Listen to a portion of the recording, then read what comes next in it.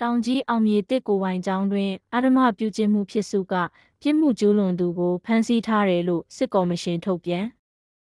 ရှမ်းပြည်နယ်တောင်ပိုင်းတောင်ကြီးမြို့ကအောင်မြေတစ်ကိုဝိုင်အထက်တန်းကျောင်းကအဆောင်နေgrade 10နှစ်ကျောင်းသူတဦးအဓမ္မပြုကျင့်ခံရတဲ့ဖြစ်စုကပြစ်မှုကျူးလွန်သူကိုဖမ်းဆီးထားပြီလို့စစ်ကော်မရှင်ကဒီကနေ့ဇန်နဝါရီ21ရက်မှာထုတ်ပြန်ပါတယ်။ပြစ်မှုကျူးလွန်သူကိုဖမ်းဆီးထားမှုအပြင်အောင်မြေတစ်ကိုဝိုင်အထက်တန်းကျောင်းကိုလည်းပုဂ္ဂလိကပညာရေးဥပဒေနည်းဥပဒေတွေနဲ့အရေးယူမယ်လို့ပြောပါတယ်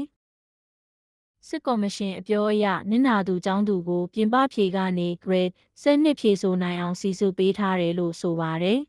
။နင့်နာသူကျောင်းသူရဲ့တငယ်ချင်းကို BBC ကဆက်သွယ်မေးမြန်းချက်အရနင့်နာသူရဲ့စိတ်ပိုင်းဆိုင်ရာအခြေအနေထိခိုက်ခံစားနေရတဲ့အခြေအနေကြောင့်လာမယ့်မက်လမှာကျင်းပမယ့် grade 10စာမေးပွဲကိုဝင်ရောက်ဖြေဆိုဖို့မတေချာဘူးလို့ပြောပါတယ်။လက်ရှိမှာပြစ်မှုကျူးလွန်သူကိုတောင်ကြီးမြို့မှရဲစခန်းမှာဖမ်းဆီးထိန်းသိမ်းထားပြီးရာဇသက်ကြီးပုံမှန်386မဒိမ်းမှုနဲ့နစ်နာတဲ့သူဘက်ကအမှုဖွင့်ထားတယ်လို့သိရပါတယ်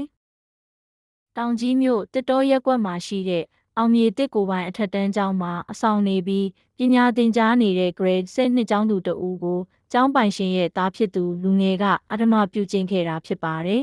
။ဖြစ်စုအရဇန်နဝါရီ15ရက်နေ့လယ်ပိုင်းမှာနစ်နာသူမိန်းကလေးဟာနေမကောင်းတာကြောင့်စာသင်ခန်းကနေအဆောင်မှာပြန်နားနေချိန်မှာပဲပြစ်မှုကျူးလွန်သူလူငယ်ရောက်လာပြီးအဓမ္မပြုကျင့်ခဲ့တာလို့ဆိုပါတယ်။